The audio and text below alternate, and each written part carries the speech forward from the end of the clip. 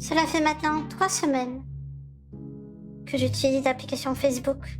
Oui, cette application réservée aux boomers, me direz-vous.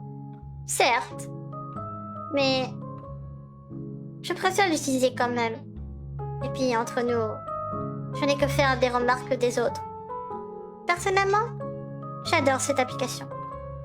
Elle est simple, minimaliste, compréhensive et je sais pas, pour moi j'aime bien, j'adore.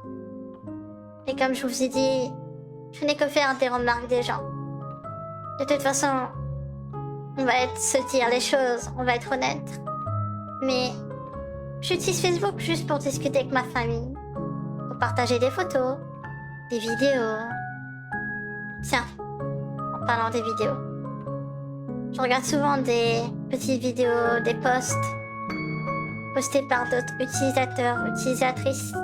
Oui, pour vous dire, je suis devenue une très grande utilisatrice de cette application. Même si des fois, je la trouve un peu bizarre. Pourquoi vous me direz-vous? Tout simplement parce que les vidéos n'ont aucun sens. Mais comme je vous ai dit plus tôt, c'est marrant à regarder. Surtout ça relaxe après une bonne journée de travail. Oh, vous savez, je travaille dans une, je dirais, modeste, on va utiliser ce terme, dans un modeste petit supermarché. Donc voyez-vous, je n'ai pas beaucoup d'argent, genre j'ai pas vraiment beaucoup de salaire, mais j'aime mon travail. Et à chaque fois que je reviens du boulot, je suis stressée, fatiguée, agacée. Oui, pourquoi vous me demanderez-vous? Tout simplement parce qu'il y a des clients qui sont vraiment indésirables. Mais vraiment indésirables. Qui ne savent pas se tenir, qui ne savent pas parler. Enfin, passons. Récemment, à 2 heures du matin, lors de mes, on va dire, oui, balade, non. Je vais plutôt utiliser le terme randonnée. Oui, même si c'est pas vraiment un terme à utiliser dans l'univers de Facebook. Mais quelque chose de bizarre et d'effrayant a commencé à m'arriver. J'ai rencontré un jeune homme qui s'appelait, ou qui s'est fait appeler Max. Bien sûr, c'est que un pseudonyme. Pour ma part, je mets pas ce genre de choses. Je mets mes véritables noms. Évidemment, je trouve ça... Mais bon, cela regarde que moi. Passons. On a commencé à faire humble connaissance.